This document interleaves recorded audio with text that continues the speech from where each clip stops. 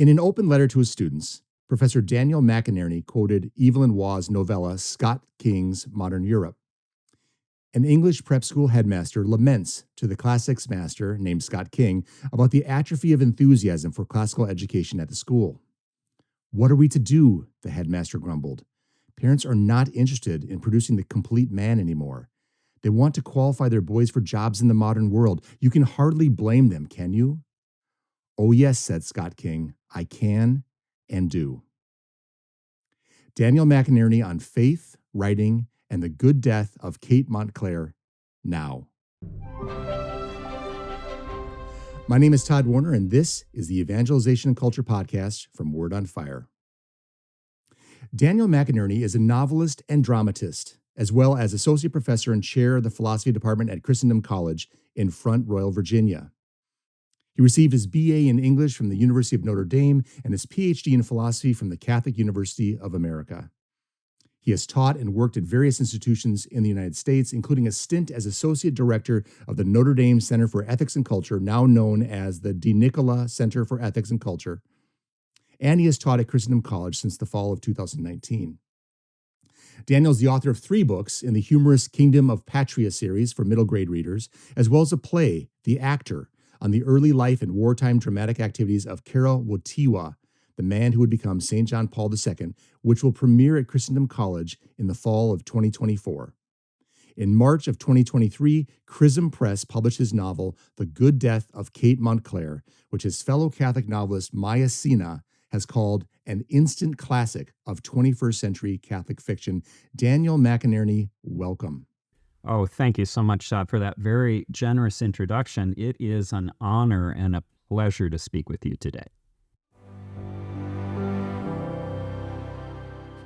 Segment 1, an open letter. According to Daniel McInerny, there are 3 contemplative habits to cultivate across your entire life. Number 1, daily meditative prayer with the scriptures. Number 2, reading books that challenge your mind, not forgetting about fiction. And number 3, a mindset of childlike wonder. Now, Dan, these 3 habits were those which you enjoined through your open letter to your students who are graduating from Christendom College. So first, let me ask you this. What led you to pen an open letter to your graduating students? Yeah, I think, first of all, I would alert readers that open letter is available. It's on my Substack, if you didn't mention that. At graduation time, more than one student has come up to me over the years asking for a reading list. I teach at Christendom College. It is a Catholic liberal arts institution. We're a book culture. And so students, when they graduate, they want to keep reading. And it's an admirable ambition. And I only suggest a few things off the top of my head, but I thought that this time I would actually compose some thoughts. And I thought, all they were asking me for was a book list, but of course I couldn't just give them a book list. So You're a professor, for crying out loud. Yeah, that's right. I'm paid to talk for an hour. So I started to write, and I really kind of open my heart a little bit about what I wanted to say to these young people as they head out into the world. And those 3 habits you mentioned were the top 3 that came to mind that I hope that they are still trying to cultivate, when they're 45, when they're 65, and on. Yeah, this is a wonderful work, and I do want to put a plug in for your Substack site. Is it the Comic Muse? Is that right, Dan? That's correct. It's entitled The Comic Muse. People can find it by searching on that, or just by searching on my name on Substack. Yeah, it's a wonderful, wonderful reflection. And I think what's interesting is when you're writing something like this that you're pouring your heart into, and you're concentrating your mind about what's the best advice I could give in one brief essay or one brief letter, it's harder work than just kind of riffing on something or other. So clearly there's a lot of earnest effort that went into this. And I really commend people out there who are interested in reading something that's substantive coming from a professor who cares deeply about his students. Go to Daniel's Comic Muse Substack site, read this, an open letter to his students. It's fantastic. So let's talk about the habits that you mentioned. Let's take them one by one. So first, daily meditative prayer with the scriptures. So why does cultivating this habit of being matter in your eyes, Dan? Well, first and foremost, that's how we get to know, become friends with our Lord Jesus Christ. We encounter him first in the scriptures. But I'm emphasizing encountering the scriptures in the mode of private prayer, that slow, meditative, Lectio Divina type reading, where our mind really gets to slow down and chew on the scriptures and really communicate with them and become one with them, and in so doing become one with our Lord. That is really what I hope for. What's characteristic of all three of those habits that I mentioned is that they are ways of counteracting our digital age in a lot of ways, which is really works hard to capture and to fragment our attention. And I think the most important way to counteract that it is with Scripture, is to turn off the devices in silence and just be there with the life and the words of our Lord, just in that intimate, silent space. Outside of the liturgy, I just don't think there's anything better in life. It's an amazing thing to recommend, and so logical. I think it was Pope Benedict XVI who once said, "We can no longer hear God. There's too many frequencies buzzing in our ears." This notion, and I love the fact that you say the thread through all three of these recommendations is truly it's contemplative. It's a contemplative habits, and I think the notion of kind of living in a fractured world where we are pulled in so many different directions, and the notion that the virtue of multitasking becomes a vice because at some point you are divided against yourself. There's not a singularity to your focus, and so this is what you're recommending to start off with is profoundly countercultural. To sit with the scripture in hand and to immerse yourself in it and to open yourself up to a prayerful conversation with Christ is profoundly countercultural, which, by the way, for those of us who are about to send our kids off to college, it's so nice to know there are professors at colleges that are actually writing this in a letter to their students. It lets us know that many colleges are actually passing on the right lessons and not necessarily the wrong ones. Yeah, and indeed. In fact, this very semester, this very afternoon, I'll be teaching a course, an elective course at Christendom on the philosophy of technology. And we talk about these issues a lot because modern technology, again, I'm thinking mainly of digital technology, is really focused on our attention. Our attention has become a commodity in many ways, and we need to. I'm not cursing the online world whole cloth. Right. I wouldn't be here today if I were, but we do need to protect our attention. I was listening to a podcast yesterday by Cal Newport, who talks and thinks deeply about a lot of these things, and he was quoting another author who was describing or comparing our attention to a secret garden. And we have to protect, cultivate, and enjoy our attention as we would kind of our private secret garden. I loved that image. You know, this may be something we could talk about offline or on a subsequent podcast. I would love to know a little bit about what your syllabus looks like for this philosophy of technology. Are you familiar with the work of Jacques Ellul by chance? Or a little bit, yeah. I've considered bringing him into the class. I haven't done so yet, but yes, I think he is certainly one to read in this area. Yeah, no, this is great. If only I could go back to school, I'd want to take this class. But again, that's what gives me the opportunity, hopefully, to talk to you about this on a future podcast even further. Let me ask you this, Dan. So let's move to the next of your contemplative habits: reading books that challenge your mind, not forgetting about fiction. In this open letter, you also describe authors that you would like to impart to to your or recommend to your students. Tell us a little bit, who should your students and who should the rest of us be reading, and why? Oh, so good. And so big and so impossible to answer.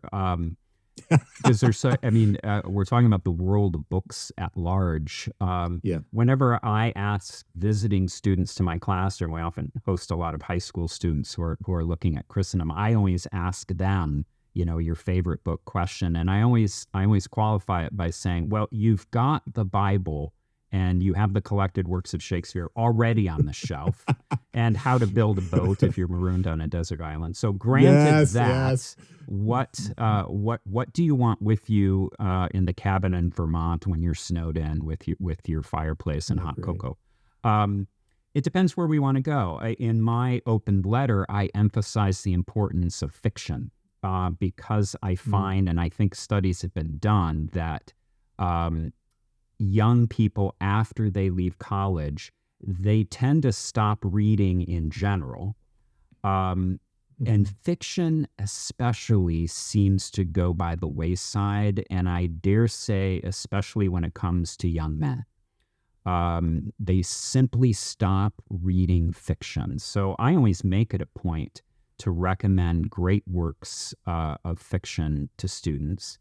I begin with our own Catholic tradition, and I usually begin with my favorites, my heroes, the Evelyn Waugh and Flannery O'Connor and Walker Percy, and they may have read something of those authors in school, but I try to push them into new areas.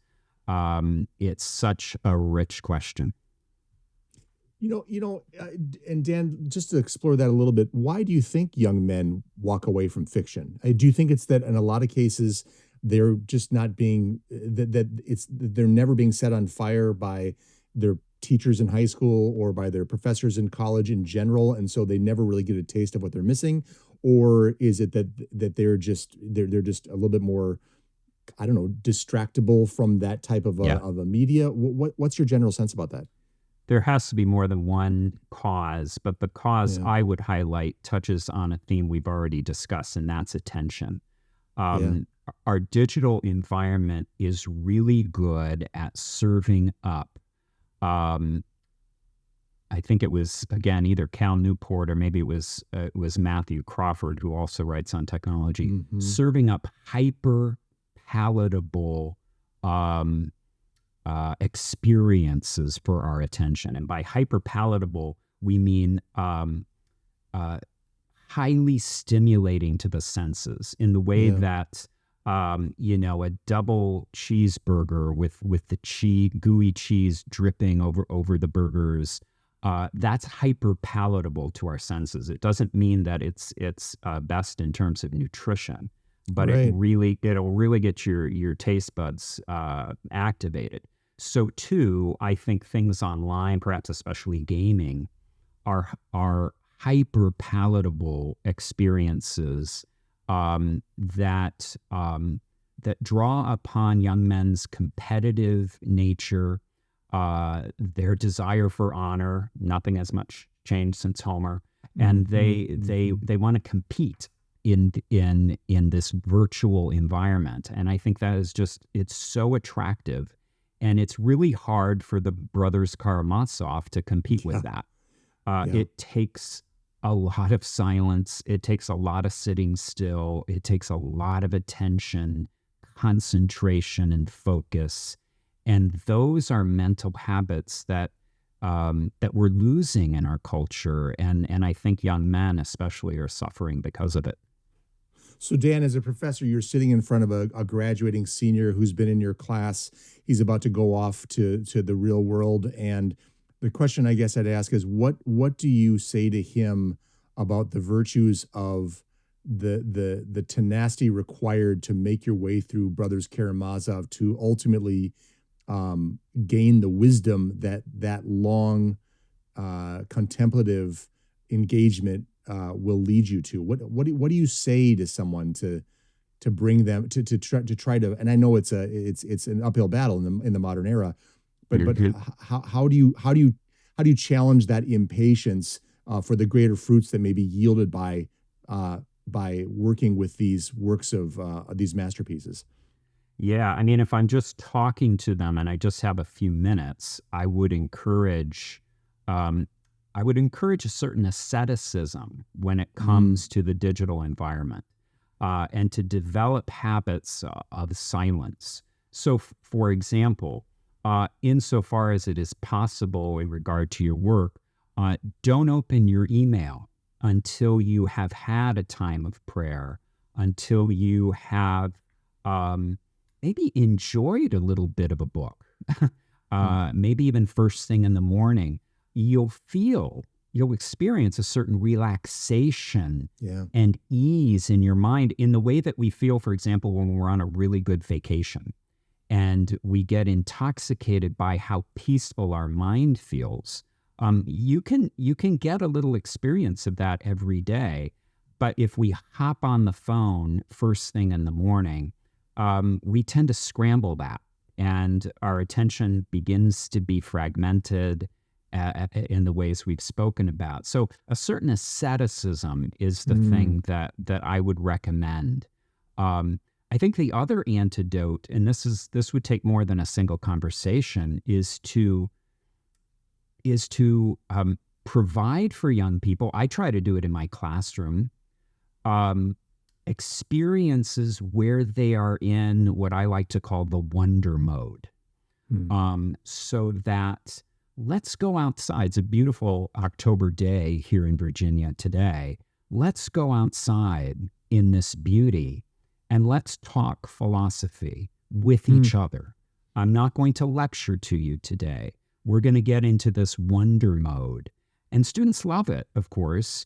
Not least because they're getting out of the classroom, but I think they love the way in which they're just letting reality and their friends in class become present to them in a way that is focused and contemplative and beautiful. So we need to provide real experiences where reality is being present to us, where we're not trying to manipulate it in some way. That's a larger project, and that's something that I think we all need to cultivate.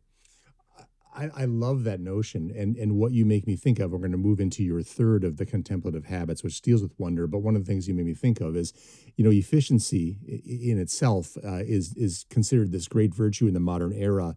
The problem with the efficiency is it can sometimes destroy wonder at the end of the day. And it's sort of like, well, I can efficiently read the Cliff Notes for Anna Karenina or Middlemarch or what have you, and I can get the gist of the story, and yet you haven't, in a contemplative fashion, in a relaxed fashion, in a immersing oneself type of a fashion, walked the steady step-by-step walk with the character, empathize with that character, experience what they were experiencing, and felt the emotions they were experiencing. You just got the nuts and bolts. So to some extent, the notion of efficiently getting through a novel by knowing, just the facts, ma'am, as opposed to the wandering with the character.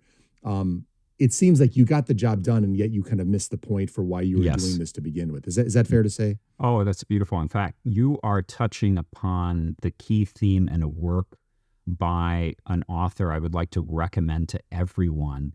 This is a neuroscientist, philosopher, began his career in the literary realm at Oxford, and this is a man named Ian McGilchrist. And McGilchrist published a book, I think it was back in 2009, called The Master and His Emissary. He followed it up just a couple of years ago with another big 2-volume work called The Matter with Things. In a nutshell, what McGilchrist is arguing, that the West, in the past 400 years, has become dominated by what he calls left hemisphere thinking. The left hemisphere, not to make a cartoon out of neuroscience, is more particularly associated with analysis, what you were just describing, the nuts and bolts of something. And we can approach a novel, we can approach a Shakespearean sonnet in that analytical, left-brained mode, as we often put it.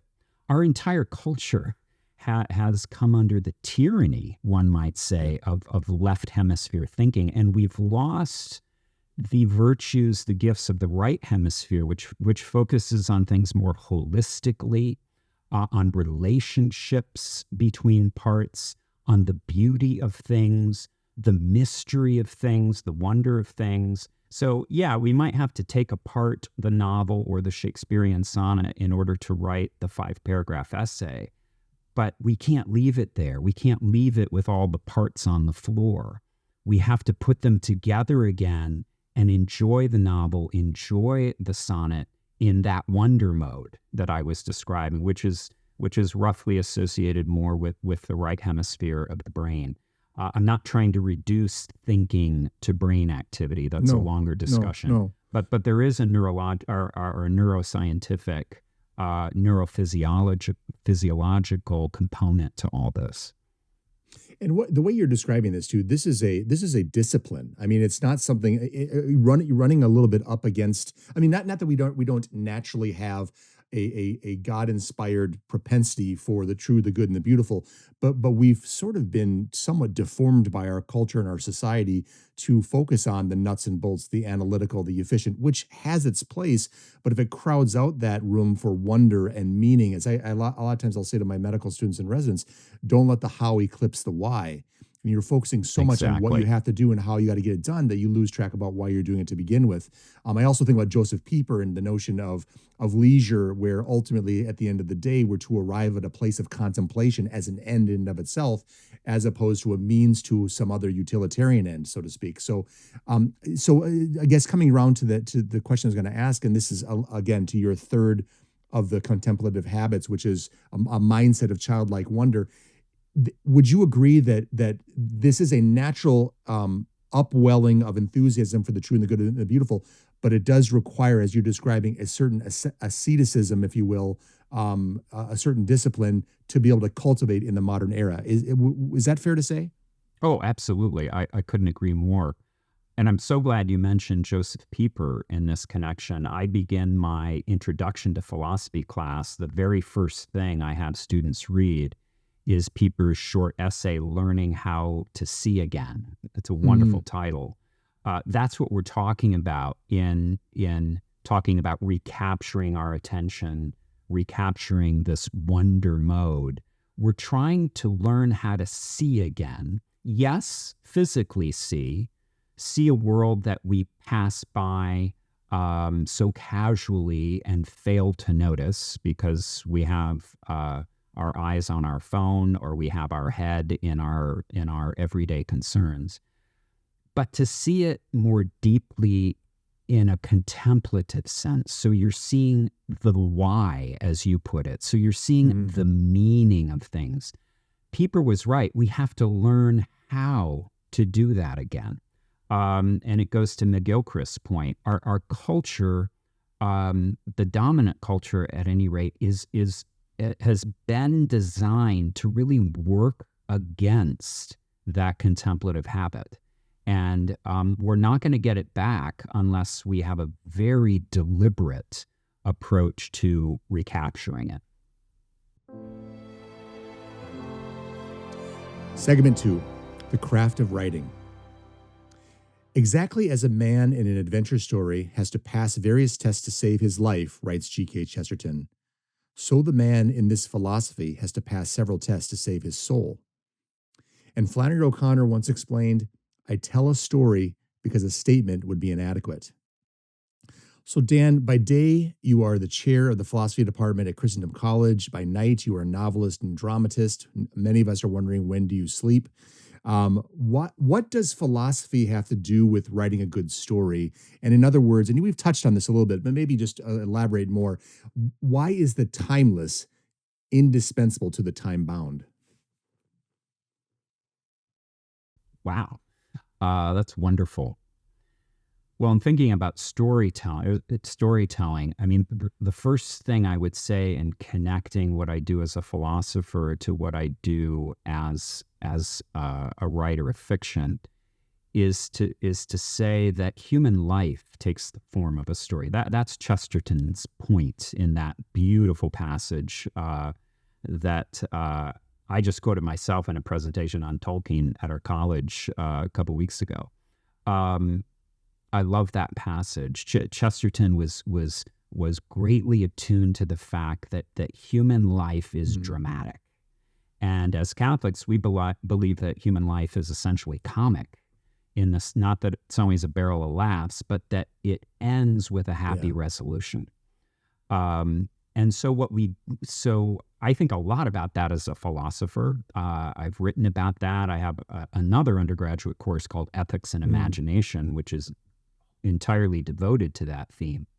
So when I go to work as in order to craft a story, in one sense, I'm not making it up from complete scratch, but I am drawing on the inherent drama in human life. And maybe to touch on your last point, if I'm doing it justice, what we see about the drama of human life is that we have this thirst for a goodness, for a truth, for a beauty that cannot be contained by this world. That is limitless, that transcends any material experience we can have. I join Evelyn Waugh and many others who saw that I can't write about the human person.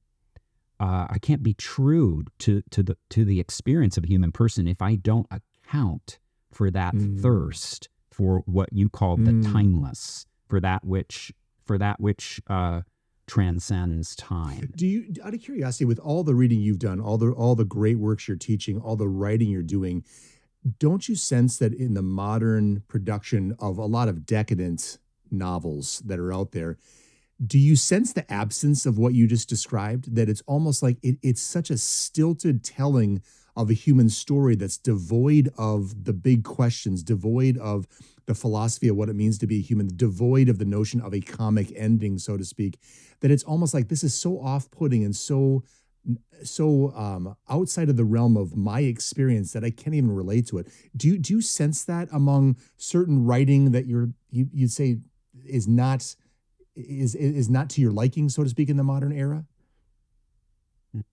Yeah, I mean, again, because our culture, as we've been talking about, has been drifting now for centuries into what I'm calling too simply this left hemisphere mode. All the facets of culture have followed in that direction, and that includes the culture of the arts, of entertainment, and literary culture more specifically. So yeah, we could sit here and think of exceptions to this rule, and there are noble exceptions to the rule. But by and large, in the dominant literary culture has shut down questions of the transcendent. I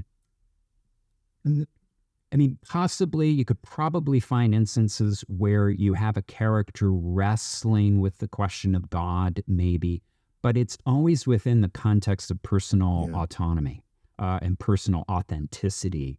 There's never a sense that you're dealing with something that might, I shouldn't say never, but there's often, you don't get a sense that the character is dealing with something that transcends that character's life and applies to every human being, always and everywhere. So yes, it's kind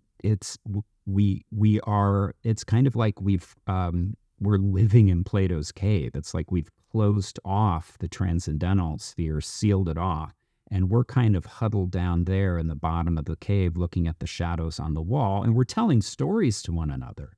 But those stories don't account for that transcendent element.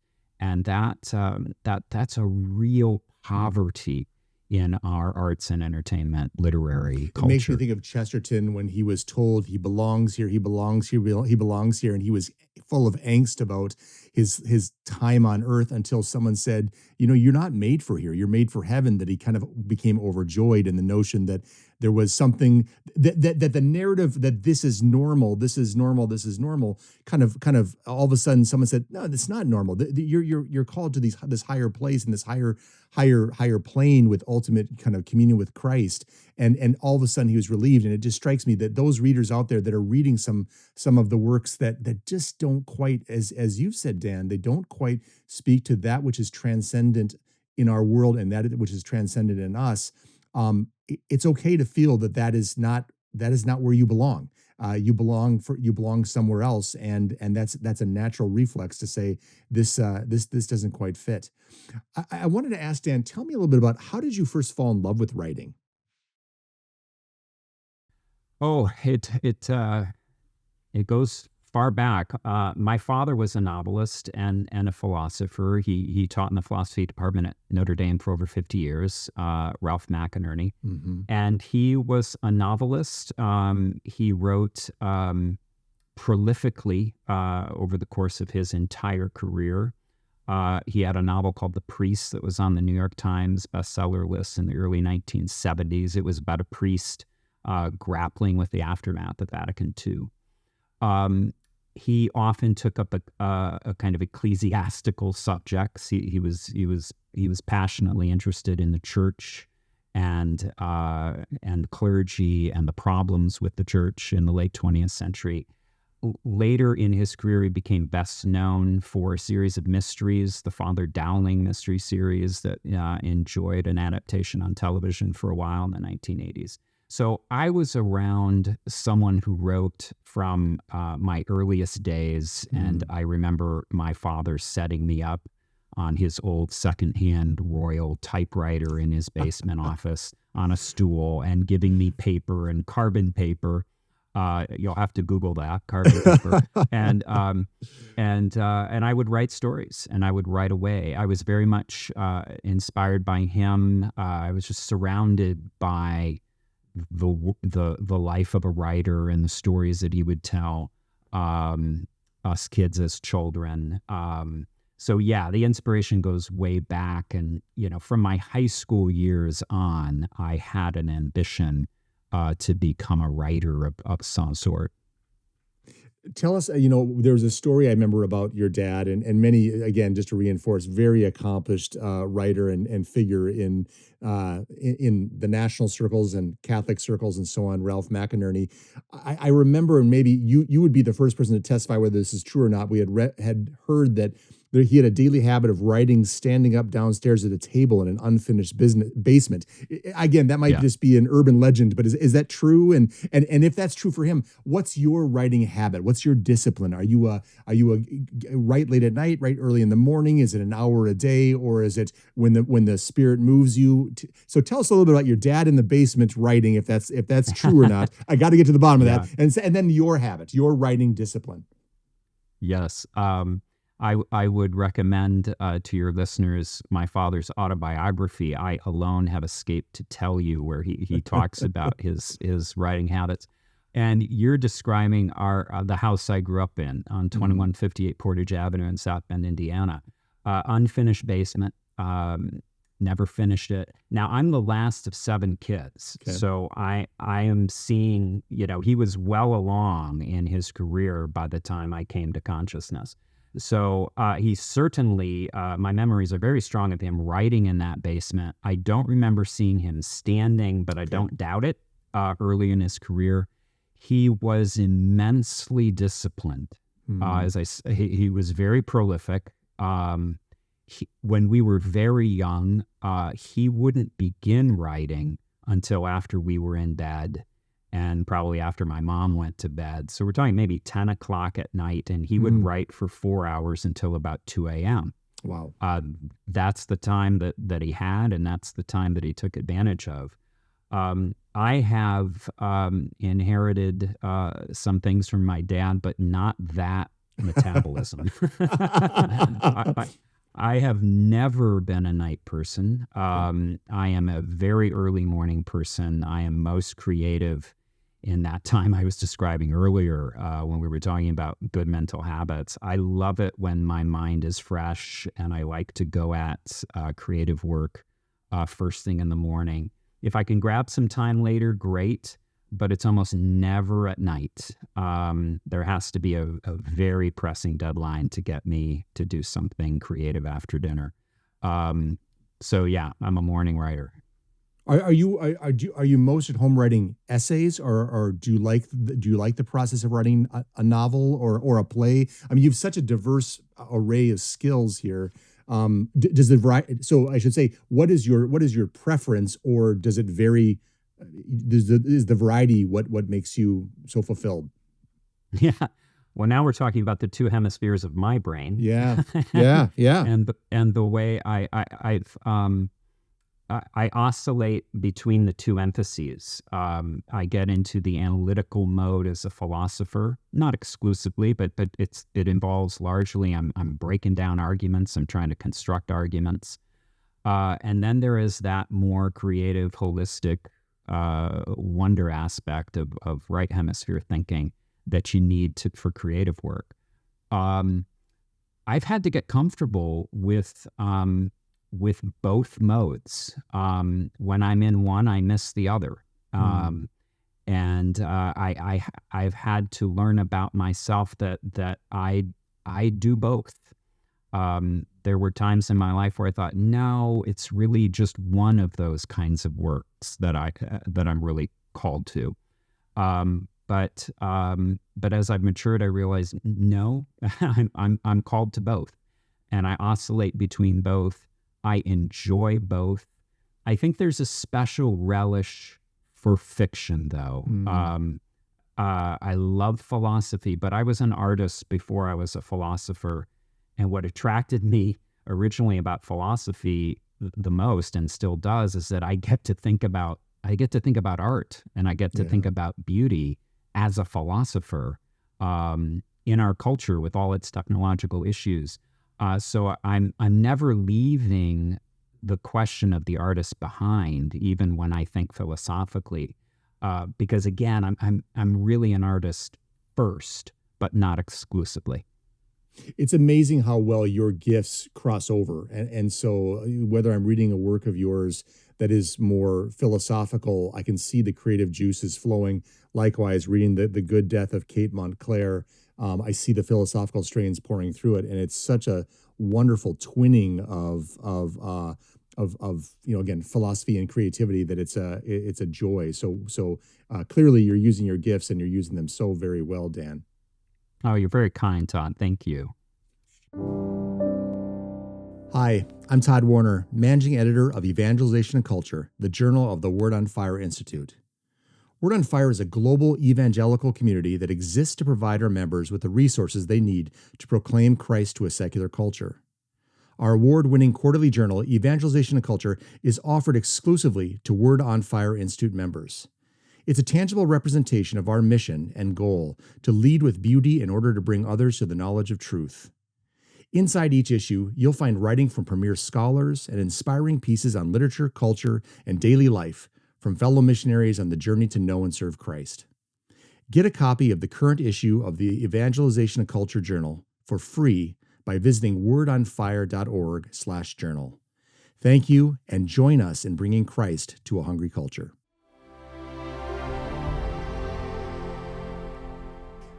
Segment 3, The Good Death of Kate Montclair. Kate Montclair read the letter. The only life is a life lived on your terms and nobody else's. One day you're going to die. When that day comes, you will want to look back on your life and say, I lived my choices, not the life that other people chose for me or expected of me, but my life, mine, Kate Montclair's life. Kate didn't write the letter. Adele did. So, Dan, who is Kate Montclair? As you described her there, she is a woman in middle age. She's in her mid-50s, who is suffering from a grave illness. And she is a woman, when we first meet her, and at the time when she receives this diagnosis, whose ideal is to live an authentic life. Those words that you were quoting, that's the voice of authenticity that I mentioned a minute ago. Sometimes we call that autonomy, but I'm going to follow the philosopher Charles Taylor and prefer to call that authenticity. We're looking for the real me. Who is the real me? I think that is the guiding ideal of our current culture, and that's what Kate wants. She wants to live an authentic life that is her life. She's searching for it though in without faith. She's searching for the real her with a diminished sense of reality. She hasn't realized that she has that thirst for the goodness and the truth and the beauty that are limitless and transcend this world. She has those desires, but she hasn't become attuned to them yet. So that's Kate Montclair when we find her at the very beginning of her predicament in my novel. I want to ask just on that very note, somebody listening to this or somebody reading what was just read, in the modern culture, they'll say, well, what's wrong with being authentic? This is what isn't everybody searching for that. And again, it is what we are trading in nowadays. And I think what I'm hearing you say is authenticity in and of itself, that champions autonomy at all costs, and that sort of sidelines the transcendent things of truth, goodness, and beauty, becomes somewhat of a stunting and warping type of a phenomena. Is that fair to say? Yes, I'm an Aristotelian though, and so I tend to think that if there is an idea or a habit or a practice that's really dominant in a culture, there must be at least some partial truth to it. Sure. And I think there is a lot of truth in this quest for authenticity. We are made to find the real us. Yeah. There is a person who I personally, not just me as human being, but me as Dan McInerny is made to be. It's just that I believe that I have a loving Father God who has created me to be that way. I'm not alone, far from it, in my quest for authenticity. So there's a legitimate thirst that's in play here. But yeah, pick your metaphor. It gets distorted. It gets diminished because we've closed the ceiling. We've sealed up the cave. We've canceled the transcendent. It makes me think of what Hans Urs von Balthasar would say, and Bishop Barron, what I think would be echoing this: the notion of the competition of the ego drama with the theodrama. Are we the center of our own drama that's unfolding that we are the authors of, or are we prominent players in the drama that God is unfolding for us? And part of this is surrendering ourselves to who God is calling us to be and the mission or the direction He's calling us to. I wanted to ask Dan. So let's meet Adele. Adele is, by the way, you write. Here you are. You're this gentleman, professor, philosopher, writing largely in the voice of middle-aged women. And I'm telling you, it's captivating how you seem to get inside the minds of a 56-year-old teacher, of a vivacious Adele who's involved with this thing called the Death Symposium we're going to get into. You really bring these characters to life, and especially Adele. Can you speak a little bit about who she is and who she is specifically in the life of Kate Montclair? Yeah, well, thank you. I have a lot of guts writing a novel in first person about a middle-aged high school English teacher. My main connection is that I was a middle-aged high school English teacher at one point, so I have a lot of experience to draw on, and I've known a lot of women. I have experience with that. I have 4 sisters. I have a wonderful wife. So I can draw on all that experience, but it's an imaginative leap. And that was the creative challenge, was to get inside the mind in first person mode of a woman. Kate Montclair's oldest friend is a woman named Adele Schrader. They were young high school teachers at an international school in Rome, Italy. It was Kate's first job out of college.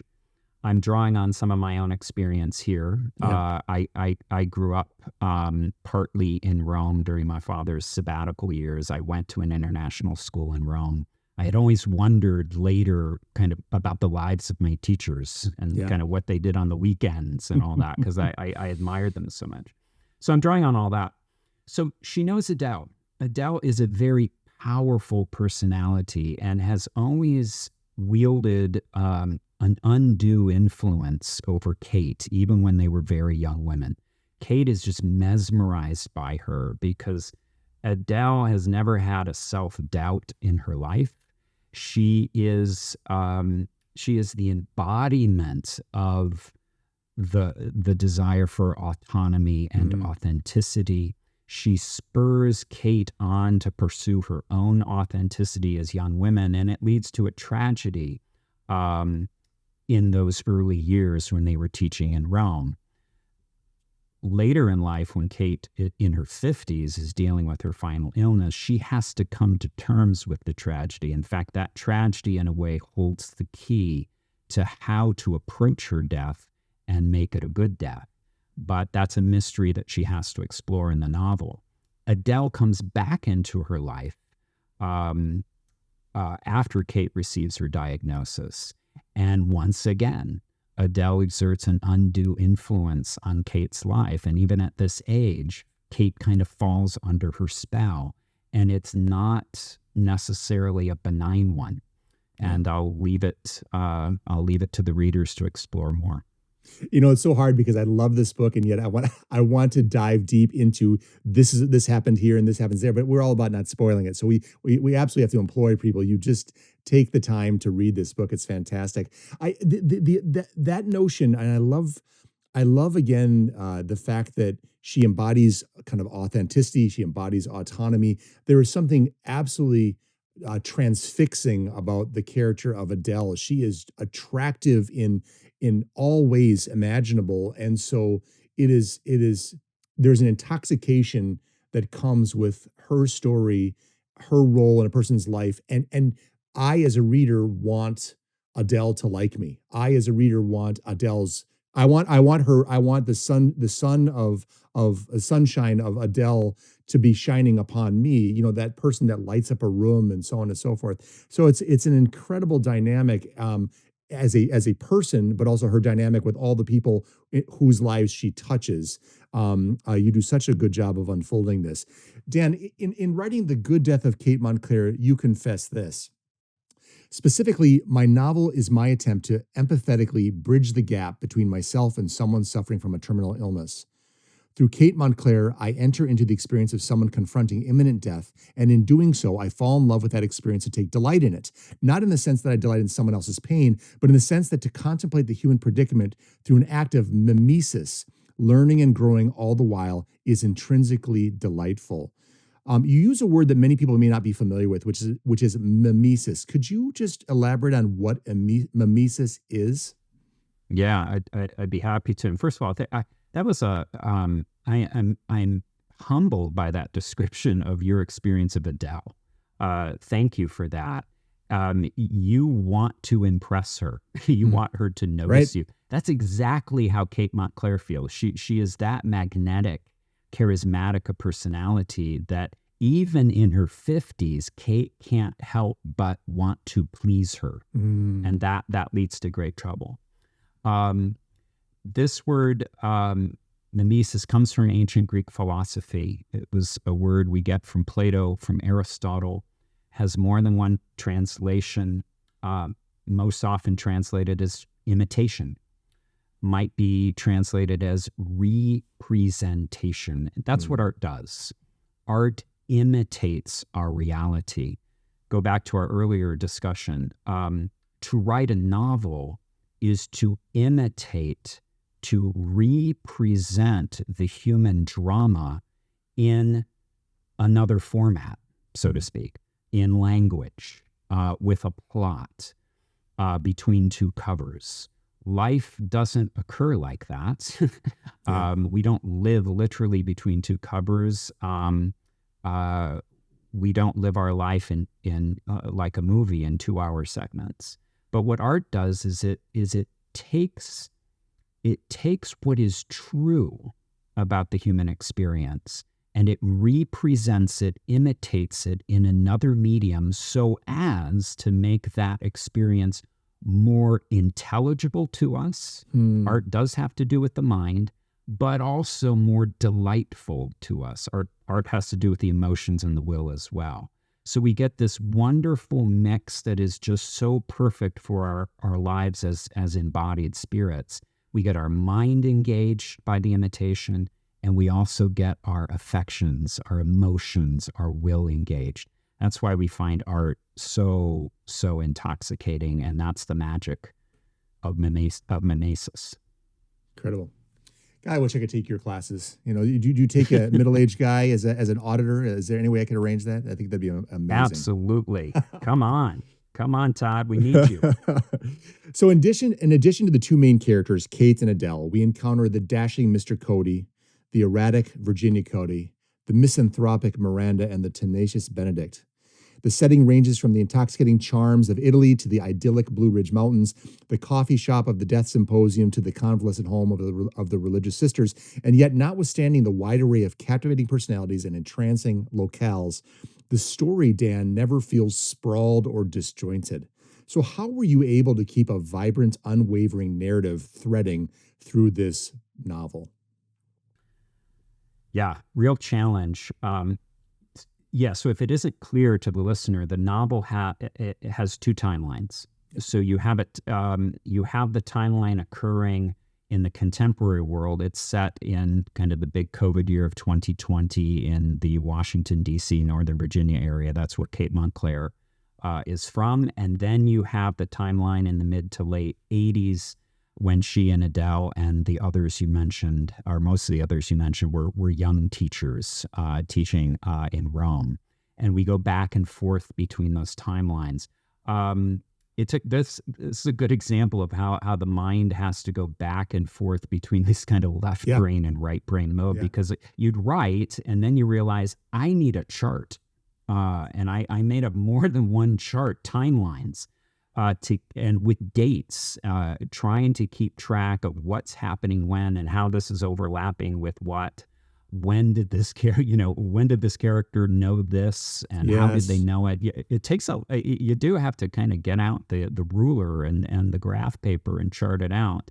Not too much though, because you can lose something of the intuition and the creative impulse in doing that.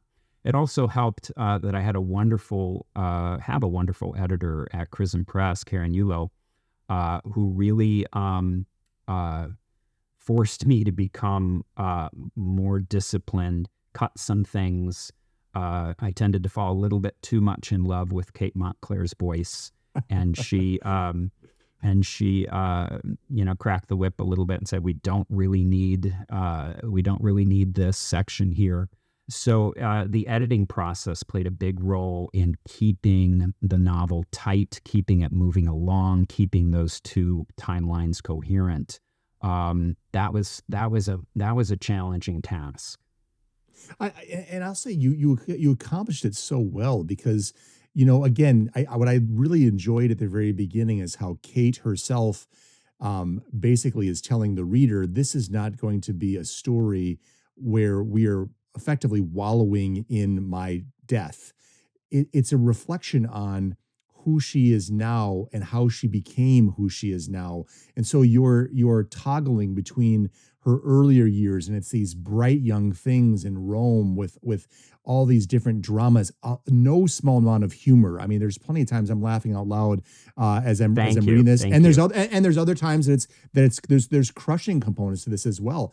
It's a full scale drama in the lives of so many characters, but you navigate this from memories that either haunt or enliven Kate Montclair, and fill in the gap without taking your eye off the main narrative of what she's going through in these last days. So I just saying that, notwithstanding, again, as one would say, maybe it's a poor metaphor, the furiously paddling duck feet underwater and the smooth sailing duck on the top of the water. But you, whatever degree of logistical work you're doing to keep timelines going and ultimately obliterating or melding those timelines together, you accomplish it with style and finesse. I just got to hand it to you on that, Dan.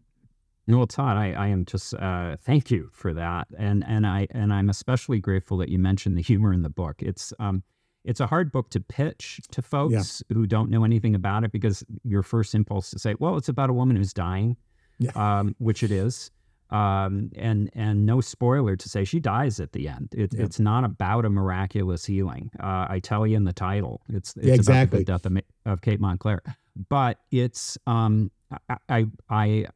I'm in love with humorous writing. I've mentioned Evelyn Waugh already a couple of times, who's one of my absolute favorite writers. I'm a big fan of P.G. Wodehouse. I can't write without trying to be funny to some degree, and I hope that there's a lot of humor in the book.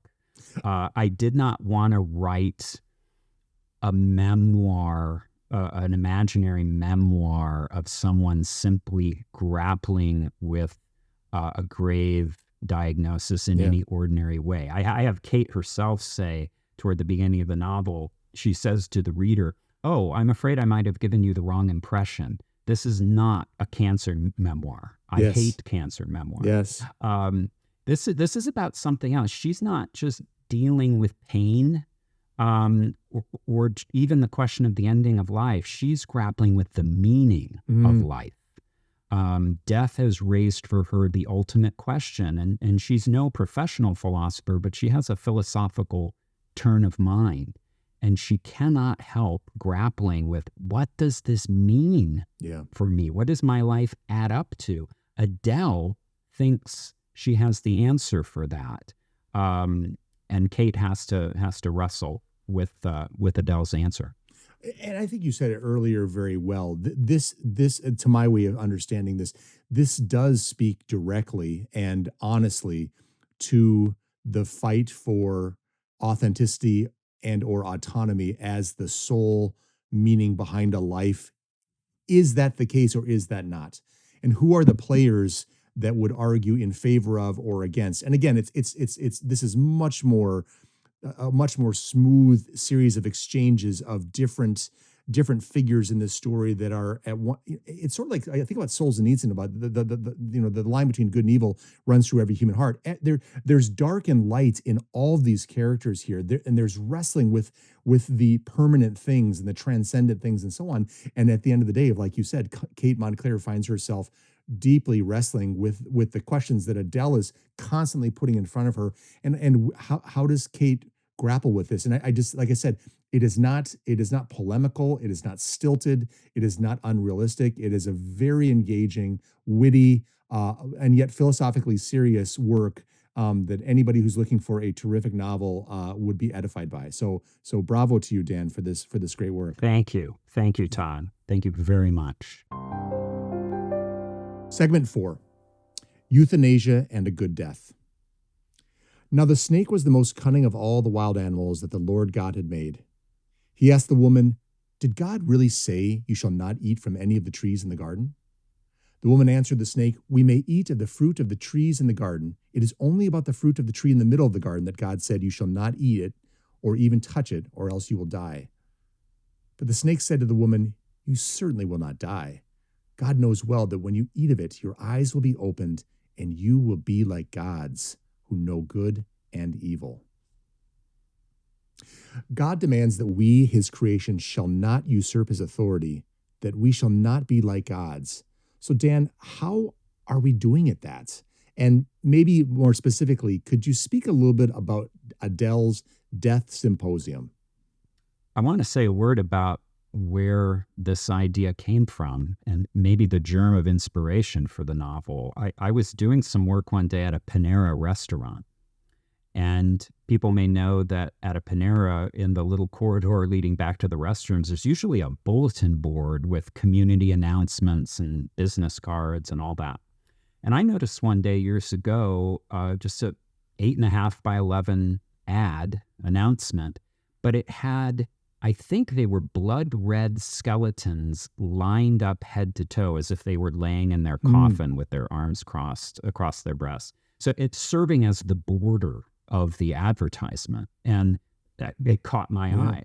And so I read it, and it was an advertisement for something called the Death Cafe, which is a thing. You can Google it. It's been covered by the New York Times and probably most major media outlets. It started in Europe.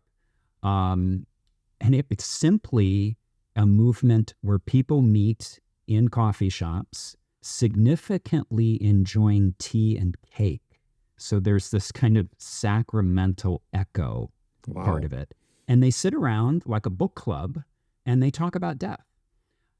They talk about how they want to die. They talk about how to give away your things, how to deal with family members. They talk about how to negotiate a death. I was at once, I was cheered by this, and I was also horrified by it. I was cheered by the fact that here are some folks in the culture that we've been talking about trying to clamber out of the cave. They were trying to get back to the meaning of the human adventure. And I don't really know, but I imagine they're most likely unchurched. And they're grasping at anything, even a coffee shop conversation that will help them make sense of death and consequently of their lives. And so I in a way, I was like, well, good for you guys. Yeah. But then on the other hand, I'm horrified by it because our culture has become so impoverished, more of an anti-culture than a culture. They don't have the resources to deal with death, such that they're forced to sit around with strangers in this pseudo-sacramental setting with tea and cake and talk about death. That's so sad in another way. And I think I knew pretty much immediately I wanted to do something with that. And I think I tried my hand at a one-act play, a short story, and eventually I put it together with some other writing I had done about school teachers in Rome, and it turned into The Good Death of Kate Montclair. I changed the name of the Death Cafe to the Death Symposium. I don't base it very directly on the Death Cafe. I've read some things about it. I've never been to one. I didn't do heavy-duty research into it. I just kind of took the basic phenomenon and ran with it in my imagination. And so that's Kate in the novel sees that same ad in a coffee shop that I saw. She's not the kind of woman who responds to ads on bulletin boards in Panera restaurants, but she's also not the kind of woman who receives a grave diagnosis every day. So she's at an extreme point, and she says, I'm going to try this. Lo and behold, as she looks them up online, she finds out that the Washington, D.C. edition of the Death Symposium is moderated by her old friend Adele Schrader, who she hasn't seen now in some 13 years. That brings them together. Adele, when she finds out about Kate's diagnosis, rallies to her side and declares, I am here for you. I am going to help see you through this. And her magnetic personality that we've talked about takes over. Dan, can you say a few words? This is fascinating. By the way, I wanted to say any aspiring writer, look at the bulletin boards in whatever restaurant you're in, because it may be the genesis for an outstanding novel. Just we have Exhibit A here in Dan's work.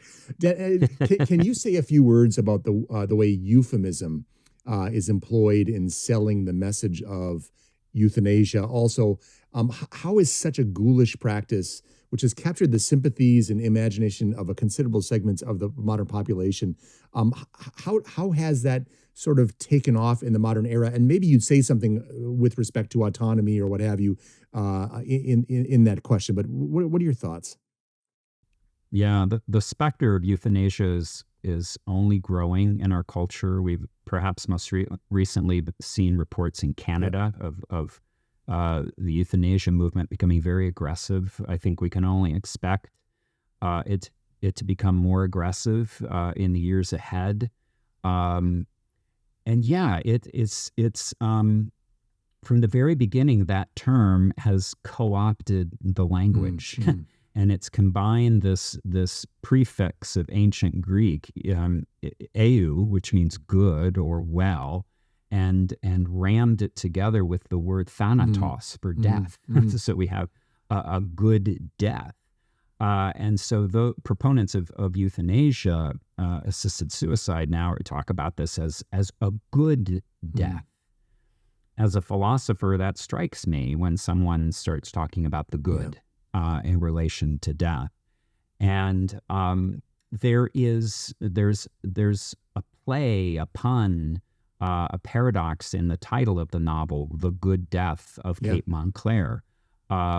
It's no spoiler to say she contemplates an act of euthanasia. She contemplates an assisted suicide.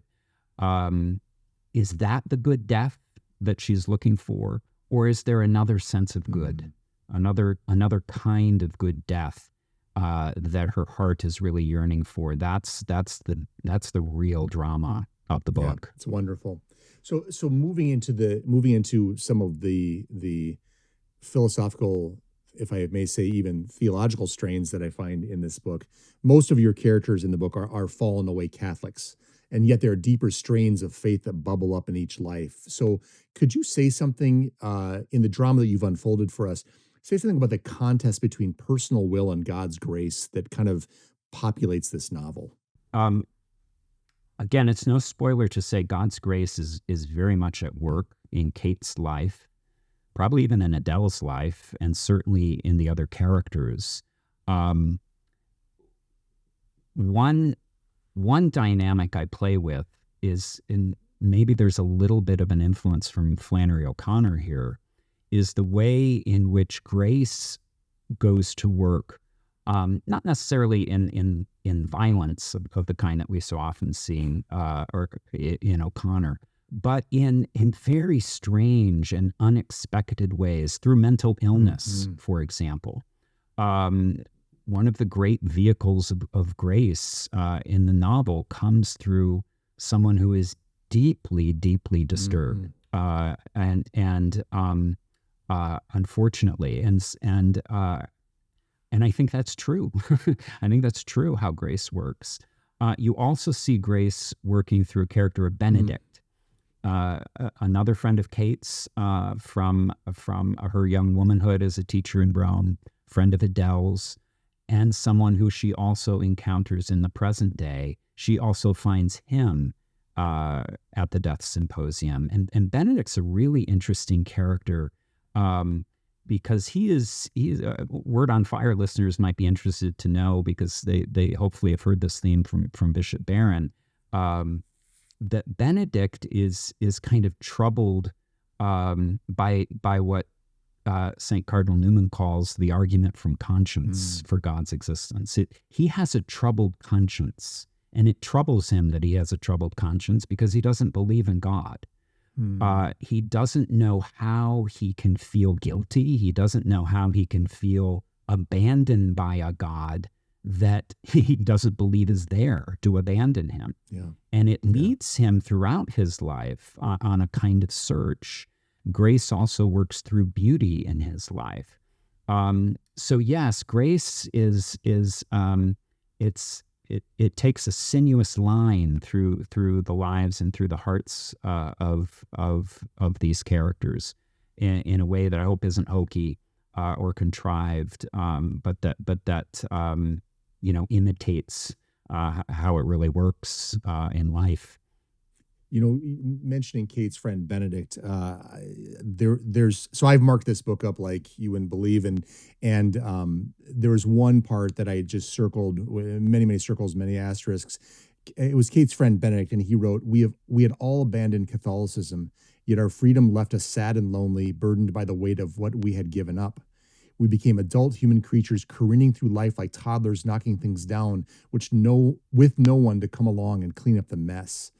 Um, I was going to ask you, in an increasingly godless culture, how can we remind the young who may be reading this book or that are in your class, how can we remind them of the indispensability of the transcendent God? Wow. Yeah, that's wonderful. I'm really thinking of our earlier discussion. They have to have an experience of transcendent. It's not going to come primarily through lecture. It's not going to come primarily through prose writing, however elegant and persuasive. I guess this is the influence of Cardinal Newman here too. It's going to come through the imagination. It's going to come through the senses. It's going to come through experience. So we need to bring people, into the gorgeous liturgical space and to experience the beautiful liturgy and the beautiful music. We need to read together the beautiful novel and the beautiful poem. We need to walk outside into the beauties of God's nature. We need that firsthand, unmediated by digital technology experience of the transcendent that is abuzz in all of reality. The thing is, we've set up barriers between ourselves and that first person experience. As one writer has put it, what digital technology, especially as we get it from our phones, is it gives us representations in a negative sense. I was talking earlier about mimesis and representations in a positive sense. But there can also be representations, images, pictures, representations of the real that actually obstruct our ability to see, to go back to Pieper, our ability to see what's really there. So we need to put aside those representations and have the first-hand experience. Or if we go to an artistic image, hopefully it's one that represents in the positive sense of manifesting the true and the good and the beautiful, manifesting the transcendent. That's what great art does. That's what nature does. That's what people do when we encounter them. The transcendent is manifest. Again, the threat of digital technology is it's obstructing that manifestation too often, at any rate. Well said. So, Dan, when you think about all the time and energy, the blood, sweat, and tears that went into this book, the writing, the editing, etc., why did you feel this book needed to be written? Yeah. Part of it's very personal. Another part of it is a desire to serve and to use literary art to evangelize culture. So yeah, I at one level, maybe again a kind of left brain level, I see that we've got a problem in our culture about how to face death, and euthanasia. The specter of euthanasia is a big part of that. So I see a cultural problem. I want to address that. I don't want to address it by lecturing. So that's part of it, but that's all very logical and left brain. That's not where the novel gets started, and that's not really what gets me up in the morning. And at my writing desk, what gets me up in the morning are characters. Immersing myself in that world, trying to. You were quoting me earlier. I'm trying to love these characters. I'm trying to imagine what it would be to love a character who is in that predicament, especially the predicament of trying to negotiate life without faith. I'm sympathetic to that kind of character. I want to know them, love them, help them. That's my real motivation for writing. And I certainly hope it has some good cultural impact. but it's just falling in love and spending time with those characters. That's the primary motivation. You can tell, Dan, how much you love these people, and the reader, myself, I feel like I'm being walked through an exercise in willing the good of the other, which is a profound thing to experience in a modern novel. So the labor of your love is clearly it's strewn throughout all of the pages of this work. I think it's terrific. I've been blessed to read the book, to have this conversation. I would highly recommend those out there who haven't had the chance to explore Dan McInerny's Substack, The Comic Muse, to read this book, The Good Death of Kate Montclair, to look him up and see what else he's writing out there. He's written for us at Word on Fire, specifically on the 50th anniversary specifically about J.R.R. Tolkien recently. Dan, obviously, my next question is, what's next? What do you have? I know the play is coming out, if I'm not mistaken, in 2024. What else can we expect from you? Or are you taking a long break from, or do you have another couple books in the hopper? What would you say? Well, right now, we were talking about this character Benedict from the novel a minute ago, and I promised readers in the back matter of the novel that a short story about Benedict, and I'm late in writing that, but I'm writing it right now. It's my project that's currently on my desk, and it takes Benedict back even further into his life as a high school student, and I'm trying to portray the experience that first awakened the call of his conscience and the call to beauty at the same time. So I'm trying to write that story that I'm going to make available for free to those who sign up for my Substack. I'll make it available on Amazon as well. So I'm working on that, and then the play. I have a draft of the play. It needs a really good revision, and I'm excited about that. I've always been fascinated by that period in Karl Wojtyła's life during World War II, where he was pursuing with his friends underground theater, such that every rehearsal they were risking their lives. I just find that just wonderfully dramatic. I'm a great lover of theater and drama and acting.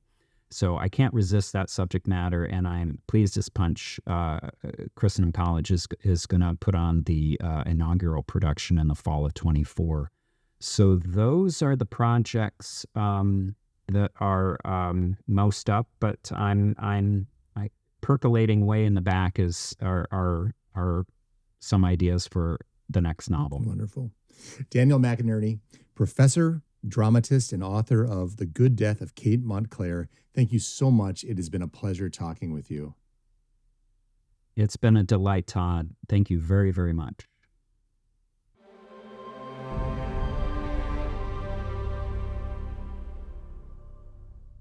So I've been thinking, evil is almost never a caricature. Many of us who are old enough remember the representation of the devil, mustached and clad in a crimson red suit with spiked tail, horned head, and clutching a trident. This depiction was clearly tongue-in-cheek, but for many, it domesticated the devil, turning him into something predictable, if not laughable. And that is exactly the way the devil prefers it.